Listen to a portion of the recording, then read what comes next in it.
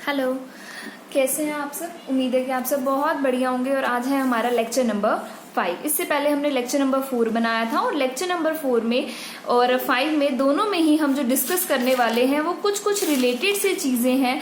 हमने जो 4 लेक्चर है उसमें ये बात की थी कि किस तरीके से इंडिया का हैंडीक्राफ्ट बिल्कुल तबाह हो गया था। इंडिया की जितनी भी इंडस्ट्रीज थी वो सारी बैठी हुई थी। कैपिटल गुड की तंगी हो रही थी उस टाइम पर। सिर्फ हैंडमेड गुड्स ही थे जिनको भी ब्रिटिशर्स की डिस्क्रिमिनेटिंग टैक्स पॉलिसी ने पूरी तरीके से खराब कर दिया था।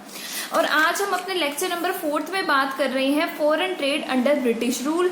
तो जो लोग पहली बार देख रहे हैं उनके लिए मैं ये चीज बता दूं कि जो ये आज का हमारा टॉपिक है पूरा का पूरा, ये टॉपिक लेक्चर नंबर हमारा 5th चल रहा है और हमारा चैप्टर नंबर 1 चल रहा है इंडियन इकोनॉमिक डेवलपमेंट का, ये उसमें से है। तो बात करते हैं लेक्चर नंबर 4 में। जो 5 में जो मेन टॉपिक है वो है फॉरेन ट्रेड। फॉरेन का मतलब होता है एक ऐसा ट्रेड का मतलब तो है यहाँ पे व्यापार से, सेल परचेज से एक तरीके से। और जो हमारा फॉरेन होता है, फॉरेन का मतलब एक ऐसा व्यापार जो outside the boundary of the nation हो रहा है।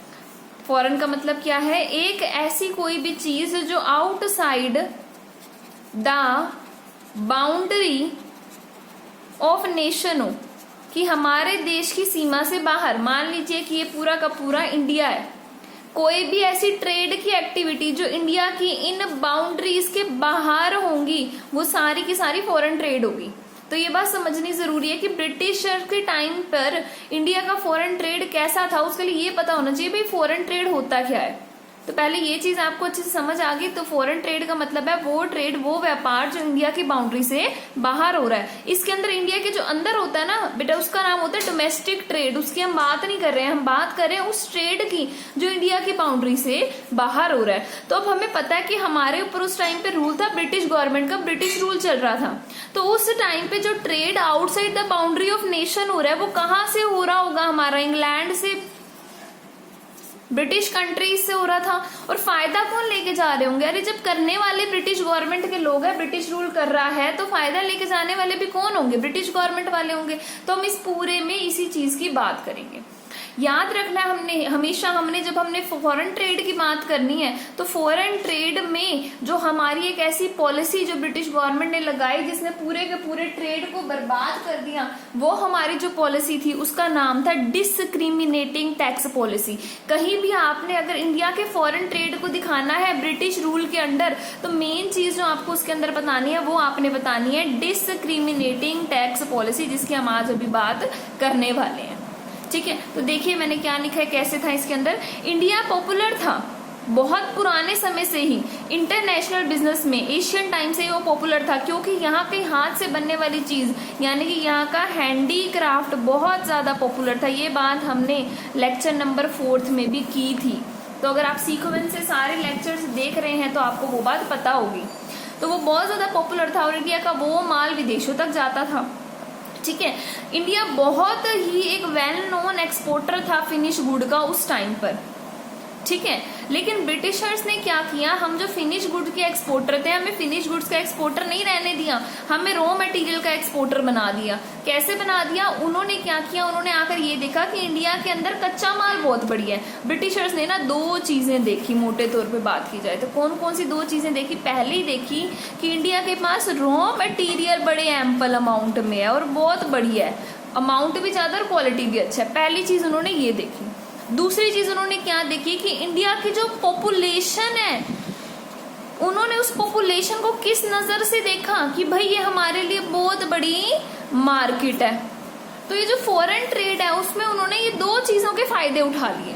कैसे फायदे उठा लिए जरा पहले उस बात को कर लेते हैं ताकि आपको समझने में आसान हो जाए। देखो, जब हम सबको पता है कि ब्रिटिश गवर्नमेंट ने हमारे ऊपर रूल किया, तो ब्रिटिश गवर्नमेंट जब इंडिया के अंदर आई तो उसने कौन कौन सी 2 चीजें देखी? पहली चीज देखी उसने मार्केट और उसने देखा रॉ मटेरियल। उसकी इन दोनों चीजों पे नजर आ गई तो उसने क्या किया, इंडिया का जितना भी रॉ मटेरियल था ड्यूटी फ्री यानी कि बिना टैक्स लगाए सस्ते दामों में अपनी कंट्री ब्रिटेन में भेज दिया। और ब्रिटेन में उस रॉ मटेरियल को कन्वर्ट किया फिनिश गुड। ब्रिटेन की इंडस्ट्री बहुत चल पड़ी और उसको उठाकर भेज दिया इंडिया के अंदर, वो भी ड्यूटी फ्री, बिना टैक्स के। तो अब जब इंडिया में वो गुड्स आ गए ड्यूटी फ्री होकर, तो सब लोगों ने वो गुड्स खरीद लिए। उसके पीछे रीजन क्या था कि अगर इंडिया के प्रोडक्ट को एक बंदे से दूसरे बंदे तक, यानी कि प्रोड्यूसर से कंज्यूमर तक पहुंचाना है, तो उसके ऊपर हैवी टैक्स लगा दिए जाते थे। लेकिन अगर वही गुड्स एक्सचेंज जो होने वो ब्रिटेन के बी गुड्स हो, यानी कि ब्रिटिश गवर्नमेंट के बनाए हुए गुड्स हो, ब्रिटिशर्स के गुड्स हो, तो वो ड्यूटी फ्री थे। तो हम इंडियंस ने क्या देखा, भाई जो सस्ता है वही ले लेते हैं, गरीब देश, ठीक है, तो हमने सस्ती चीजों को लेना शुरू कर दिया। और उसके साथ साथ इससे क्या हुआ कि जो इंडिया की जो पॉलिसी थी, ये जो पूरे टैक्स का सिस्टम है, इसको बोलते हैं हम डिस्क्रिमिनेटिंग टैक्स पॉलिसी।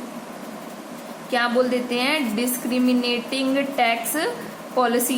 भाई कच्चा माल ब्रिटेन जाएगा भी ड्यूटी फ्री, पका हुआ यानी कि फिनिश गुड आएगा भी ड्यूटी फ्री, पर इंडिया का अपना गुड इंडिया के अंदर अगर बिक रहा है तो उसके ऊपर हैवी टैक्स। इंडिया का अगर गुड उठा के विदेशों में हमने बेचना है तो उसके ऊपर हैवी टैक्स। तो भाई इंडिया की गुड्स को मार्केट कहाँ मिली, एक तो कच्चा माल नहीं मिला, कच्चा माल सारा का सारा देश से बाहर, ऊपर से इंडिया की गुड्स को मार्केट ही नहीं मिली। अपनी मार्केट तो उसने खोई, विदेशों में भी मार्केट खो दी, क्योंकि उनकी जो टैक्स की पॉलिसी थी उसने हैवी टैक्स लगा दिया। तो अब अगर आपको ये पूरी डिस्क्रिमिनेटिंग टैक्स पॉलिसी अच्छे से समझ आ गया तो अब मेरे को समझाना कम पड़ेगा आपको। तो जी पहुंच जाते हैं, हमने डिस्क्रिमिनेटिंग टैक्स पॉलिसी तक हमने बात कर ली थी। जो बच्चे पिछला पढ़ के अभी डिस्क्रिमिनेटिंग टैक्स पॉलिसी को पढ़ के ये सोच रहे हैं ये शुरू से दोबारा पढ़ना चाहिए, वो वीडियो को रिमाइंड कर ले। हम आ जाते हैं अपने यहाँ के 4 पॉइंट पर। मैं दोबारा इसलिए नहीं बता रही, सेम चीज दोबारा बताने में वीडियो खाम में लंबी हो जाती है। तो सबसे पहले देखिए, net exporter of raw material, ये एक पॉइंट है। दूसरा पॉइंट है importer of finish good, India के लिए दूसरा पॉइंट है। तीसरा पॉइंट है मोनोपोली कंट्रोल, इंडियन के फॉरेन के ट्रेड पर था मोनोपोली, मतलब एक का अधिकार जमा हुआ था जो ब्रिटिशर्स का था, ये हमारा तीसरा पॉइंट है।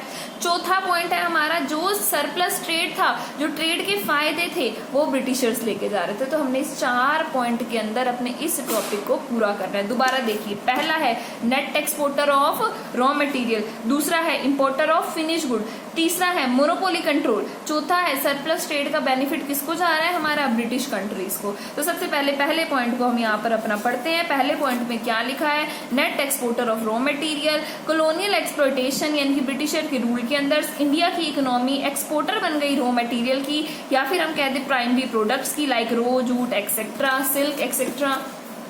ये ड्यूटी फ्री बिना टैक्स किए ब्रिटिशर्स की कंट्री में चले जाते थे। तो पहला पॉइंट आप लोगों को क्लियर। अब आगे जाओ अपने सेकंड पॉइंट पे, net importer of finish good, India में इंपोर्ट होने लग गई क्या चीजें, फिनिश्ड गुड्स। तो इसमें क्या है, as raw material exported outside the nation, हमारा सारा कच्चा माल तो देश से बाहर सस्ते दामों में चला गया, ड्यूटी फ्री होकर चला गया। इंडिया को फिनिश गुड इंपोर्ट करने पड़ते थे, कहाँ से, इंग्लैंड से, जो इन्हें ड्यूटी फ्री यानी कि बिना टैक्स के गुड्स दे देते थे। तो अब आपको दिक्कत ये लग रही होगी सोच के, भाई अगर कच्चा माल गया ड्यूटी फ्री तो बना हुआ आया भी तो ड्यूटी फ्री, तो हमको दिक्कत क्या है। अरे दिक्कत है यहाँ पे, वो दिक्कत को आप समझिए कि हमारी इंडस्ट्रीज का क्या होगा, हमारी अपनी फैक्ट्रियां तो बंद हो गई, ठीक है। तो ये हुआ यहाँ पे, हमारी इंडस्ट्री खो दी हमने। थर्ड पॉइंट पर आ जाइए, monopoly control of Indian foreign trade, India के फॉरेन ट्रेड पर मोनोपोली यानी कि एक का ही अधिकार था, और वो अधिकार था ब्रिटिशर्स का। देखिए, India foreign trade monopoly control था ब्रिटिश गवर्नमेंट का। 50% ऑफ द फॉरेन ट्रेड तो डायरेक्टली ग्रेट ब्रिटेन के साथ इंडिया का होता था। वो ट्रेड हमें पता ही है कि क्या होता था, भाई हमारा कच्चा माल सस्ता ले जाते थे, अपना बना हुआ माल देश में नहीं आते थे, यही चीजें कर रहे थे वो।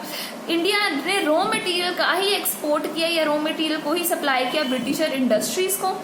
तो इससे क्या हुआ, एक्सपोर्ट और इंपोर्ट सारा का सारा इंडिया का रिस्ट्रिक्ट होकर रह गया, सिर्फ किसके साथ, ब्रिटेन के साथ। तो एक का अधिकार इंडिया के फॉरेन ट्रेड पर किसने जमा लिया, ब्रिटेन ने, ब्रिटिश कंट्रीज ने।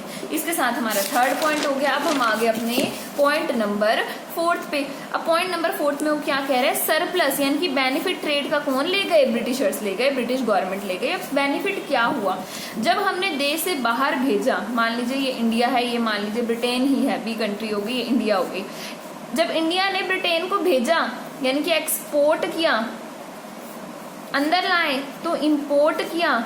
इस एक्सपोर्ट इंपोर्ट में इंडिया का जो बीओपी था, बैलेंस ऑफ पेमेंट थी, जो आप मैक्रो इकोनॉमिक्स में पढ़ चुके हो, यानी कि वो खाता जहां इंपोर्ट एक्सपोर्ट को लिखा जाता है, उसने हमें पॉजिटिव रिजल्ट देने शुरू कर गए। क्यों, हमारा एक्सपोर्ट क्या था, ज्यादा, तो हमें तो फायदा हुआ वहां पर, क्योंकि माल बेचा बाहर जाके ज्यादा, तो इसका हमारे देश को फायदा मिला, पर जितना फायदा मिला वो सारा का सारा हमारा ब्रिटिशर्स के ऊपर खर्च भी हो गया।